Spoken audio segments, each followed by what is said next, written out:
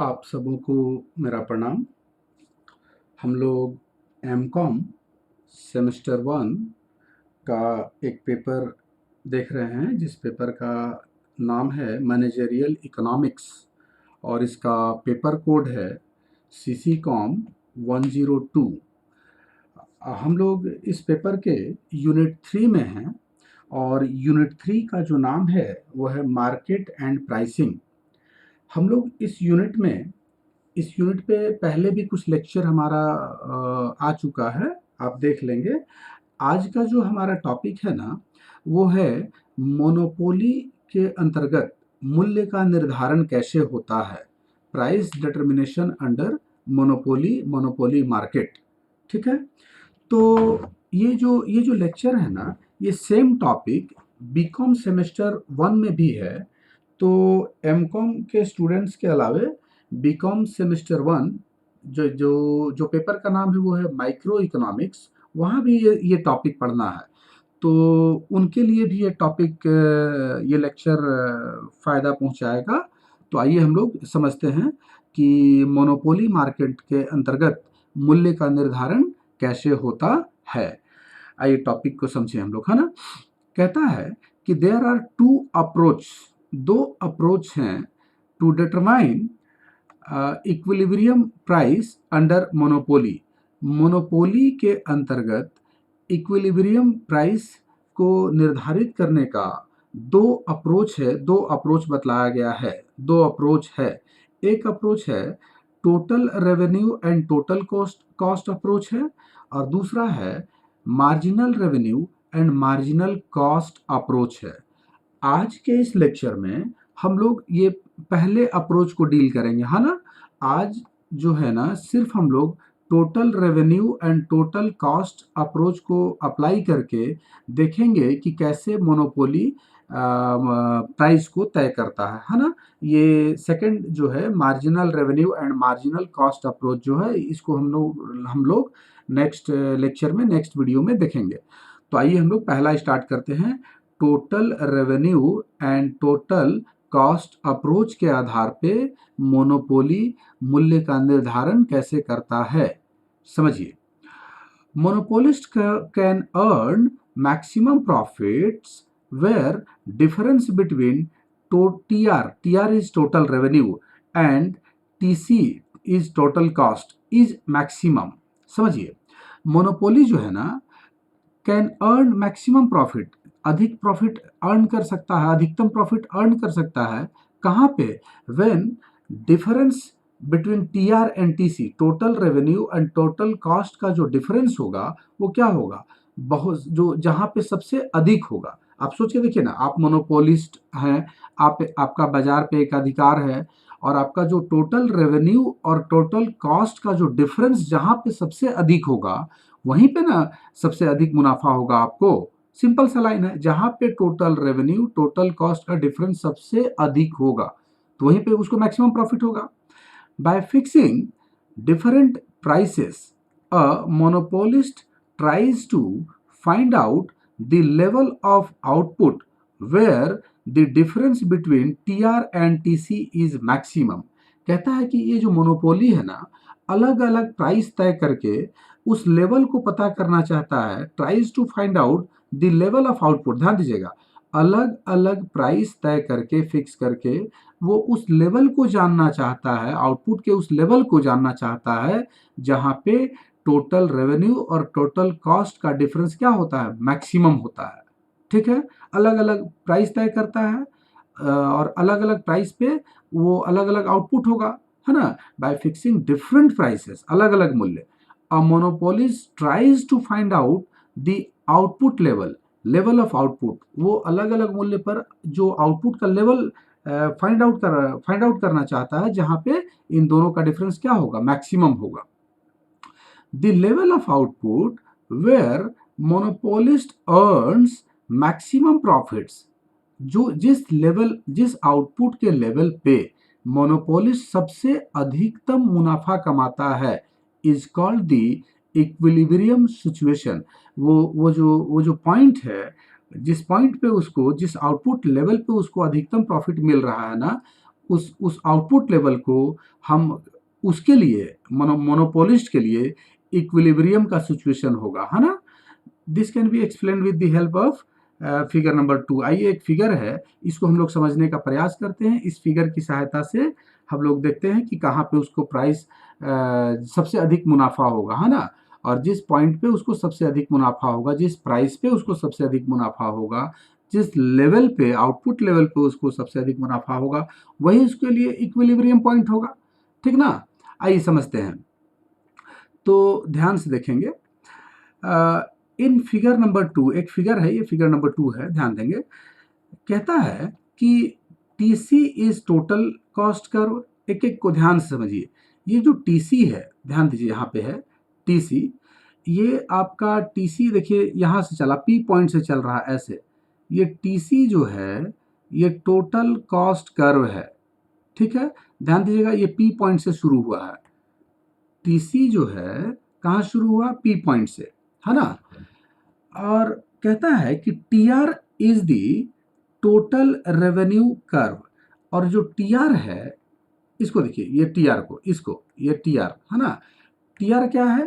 Total revenue curve है, जो कि 0 से शुरू हुआ है। यहां से ये देखिए, 0 से चल रहा है ऊपर।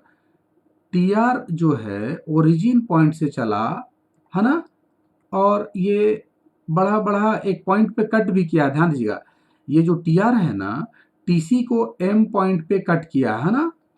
और ये आपका टीआर कर्व हो गया, जो कि कहाँ शुरू हुआ? ओरिजिन से। और टोटल कॉस्ट कहाँ शुरू हुआ है? ओरिजिन से नहीं शुरू हुआ, कुछ ऊपर शुरू हुआ है। रीजन क्या है अभी बताते हैं आपको। TR starts from origin. TR जो है ओरिजिन से शुरू हुआ, अभी अभी बताएं, 0 पॉइंट से शुरू हुआ है। It includes that a zero level of output, it indicates, ये इंडिकेट करता है that at zero level of output, मतलब ओरिजिन से शुरू हुआ है, मतलब यहाँ पे आउटपुट का लेवल क्या है? 0 है। यहाँ पे कुछ भी उत्पादन नहीं हुआ, यहाँ आउटपुट आउटपुट तो देखिए, OX जो है ना, ये OX पर हमने आउटपुट को दिखलाया है। जो OY कर्व है, जो OY एक्सिस है, इस पे हम प्राइस को रखे हैं, है ना। OY पर प्राइस और OX पर हम आउटपुट को रखे हैं। जब ये O जो पॉइंट है, ये 0 लेवल ऑफ आउटपुट को रिप्रेजेंट कर रहा है।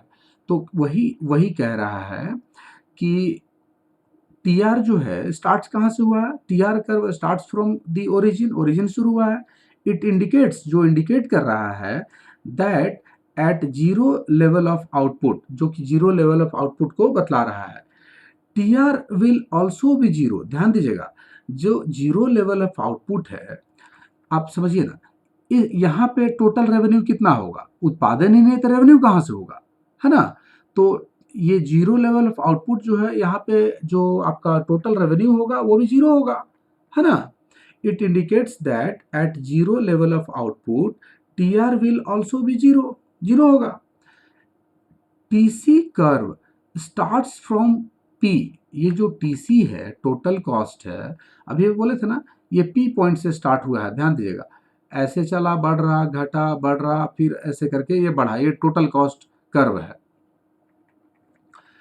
आगे देखिए, it reflects that even if the firm discontinues its production, it will have to suffer the loss of fixed cost. मान लीजिए कि ये क्या किया ना, प्रोडक्शन ही बंद कर दिया, नहीं, उत्पादन ही रोक दिया, खत्म, एक भी उत्पादन नहीं हुआ। तो प्रोडक्शन हो या ना हो, ध्यान दीजिए, ये 0 शुरू नहीं है, ये पी पॉइंट से शुरू है। तो यहाँ से यहाँ पे ये जो कॉस्ट है, वो तो उसका तो फिक्स्ड कॉस्ट लग चुका है। भले वेरिएबल कॉस्ट नहीं आएगा, नहीं पड़ेगा, लेकिन उसका फिक्स्ड कॉस्ट तो लग चुका है ना। तो प्रोडक्शन अगर डिसकंटिन्यू कर देता है तो उसको लॉस होगा, और लॉस कितने के बराबर होगा? फिक्स्ड कॉस्ट के बराबर होगा, ठीक है ना। आगे आइए, total profits of the firm are represented by TP curve. ध्यान दीजिएगा, ये जो टोटल प्रॉफिट है फर्म का, टीपी कर्व रिप्रेजेंट कर रहा है। ये देखिए, एक कर्व है टीपी, ध्यान दीजिएगा, ये 0 से नीचे एक आर पॉइंट है, यहां शुरू हुआ है ना। और ये टोटल प्रॉफिट का जो कर्व है, ये यहाँ पे मैक्सिमम हुआ ई पॉइंट पे, और यहाँ डी को कट करते हुए फिर डाउन में चला गया। ये टीपी टोटल प्रॉफिट का कर्व है, जो कि ध्यान दीजिएगा जीरो जो है, जो ओ एक्सिस है, नीचे शुरू हुआ। मतलब ये आपको मालूम है ना, इधर वाला एरिया निगेटिव होता है, मतलब ये लॉस जोन है ना। इधर वाला ये वाला एरिया लॉस जोन है ना। आगे देखिए, it starts from point R, showing that initially firm is faced with negative profit। ये R पॉइंट से शुरू हुआ और जो शो कर रहा है showing that initially firm is faced with negative profit, मतलब शुरू में यहाँ पे निगेटिव प्रॉफिट है। निगेटिव प्रॉफिट मतलब समझ रहे ना, लॉस की बात कर रहा है। ये जो R पॉइंट है यहाँ से जो शुरू हो रहा है, तो ये तो लॉस जोन है ना, ये लॉस जोन है। निगेटिव प्रॉफिट मतलब लॉस जोन है ना। ये इधर वाला एरिया जो है ये लॉस जोन है। आगे आइए। Now as the firm increases its production, अब जैसे जैसे ये उत्पादन में वृद्धि करता है, प्रोडक्शन को बढ़ाता है, TR also increases.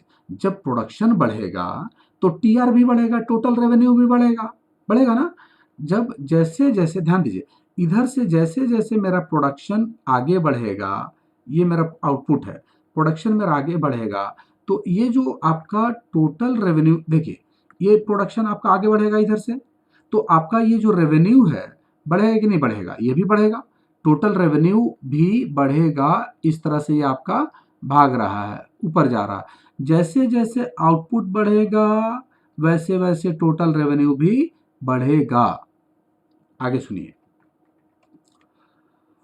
But in the initial stage, शुरू में, शुरुआती दौर में, the rate of increase in total revenue, ये जो टोटल रेवेन्यू में टीआर में जो इंक्रीज का जो रेट है इज लेस देन टीसी। शुरू में जो टीआर बढ़ा तो वो बढ़ तो रहा है लेकिन टीसी की तुलना में कम। देखिए ध्यान दीजिए, ये शुरू में जो बढ़ रहा है, ये जो टीआर आपका बढ़ रहा, लेकिन टीसी की तुलना में तो कम है। टीसी तो यहाँ शुरू हुआ है, टीसी तो ऑलरेडी ऊपर से ही है। ध्यान दीजिए, टोटल रेवेन्यू भी बढ़ रहा, टोटल कॉस्ट भी बढ़ रहा है, लेकिन शुरू में जो टोटल रेवेन्यू बढ़ा वो टोटल कॉस्ट के कंपैरिजन में कम बढ़ रहा है। मतलब टीआर के इंक्रीज का रेट टीसी के कंपैरिजन में कम है। आइए नीचे देखिए। देयरफॉर आरसी पार्ट ध्यान दीजिएगा ऑफ टीपी टोटल प्रॉफिट का curves reflects that firm is incurring losses. इसीलिए ये जो आरसी पार्ट है, आरसी समझ रहे ना, ये जो आरसी पार्ट है, ये हम कहे थे ना आपको, आरसी पार्ट क्या है, ये लॉस जोन है ना, ये लॉस जोन है। आगे देखिए, एट पॉइंट एम पॉइंट पे total revenue is equal to total cost. एक पॉइंट एम है, यहां देखिए एम पॉइंट जो है, यहाँ पे जो टोटल रेवेन्यू का जो कर्व था, ये टोटल जो कॉस्ट है इसको कट किया है एम पॉइंट पे। तो एम पॉइंट पे कहेंगे, ये जो एम पॉइंट है ना, एम पॉइंट पे टोटल रेवेन्यू बराबर हो गया है टोटल कॉस्ट के। ठीक है, अब देखिए, at point M total revenue is equal to total cost. It shows that firm is working under no profit no loss basis। मतलब ये ना, ये point no profit no loss का है। मतलब इसको आप याद कीजिए, पढ़े होंगे कहीं, इसको ब्रेक इवन पॉइंट आप कहते थे, ब्रेक इवन पॉइंट, जहां पे नो प्रॉफिट नो लॉस का पॉइंट है ना। आगे देखिए, point M is called the break even point. वही बात बोला जो अभी कह रहे थे, ब्रेक इवन पॉइंट है when firm produces more than point M. अब ध्यान दीजिएगा, फर्म वहां पे रुक तो नहीं जाएगा, पॉइंट एम से भी आगे जाएगा। TR will be more than TC. अब ध्यान दीजिएगा, पॉइंट एम के आगे जब वो प्रोडक्शन करेगा तो टीआर जो है ना वो अधिक हो जाएगा टीसी से। मतलब टोटल रेवेन्यू, ध्यान दीजिए, एम पॉइंट से जब आगे चला तो देखिए रेवेन्यू अब भागना शुरू हुआ, है ना, ये अप में है, ये जो रेवेन्यू है ये ऊपर चला गया और टोटल कॉस्ट आपका क्या आ गया, नीचे आ गया ना। यहाँ पे देखिए यहाँ से टोटल रेवेन्यू ऊपर चला गया, टोटल कॉस्ट नीचे आ गया। जब एम के बाद, ब्रेक इवन के बाद वो प्रोडक्शन करना शुरू करेगा तब। टीपी कर्व, जो टोटल प्रॉफिट का जो कर्व है, ऑल्सो स्लोप्स अपवर्ड।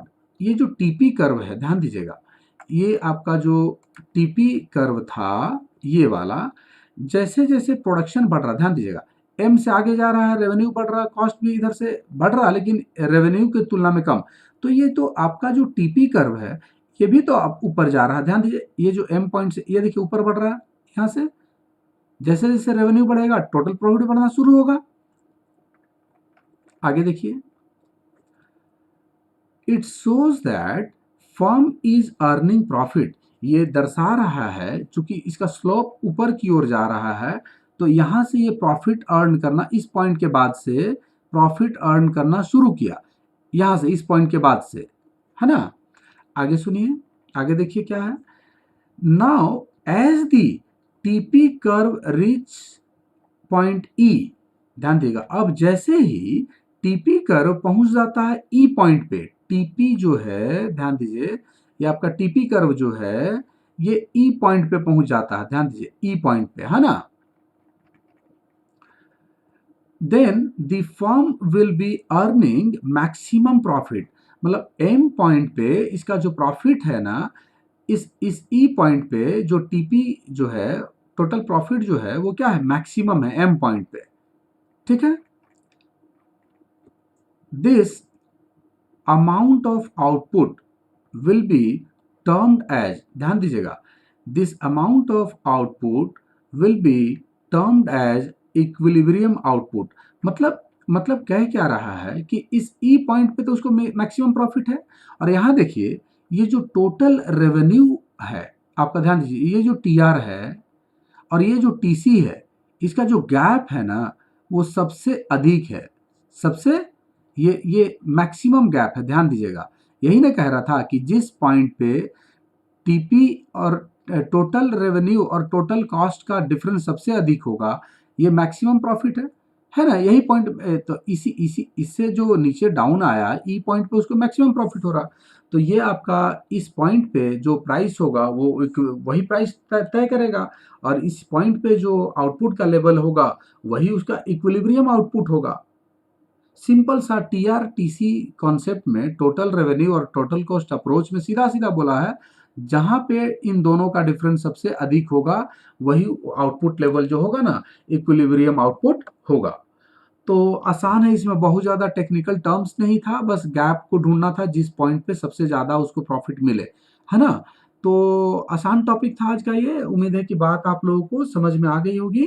आप लोगों को लाइव बने रहने के लिए thanks to all, have a good day.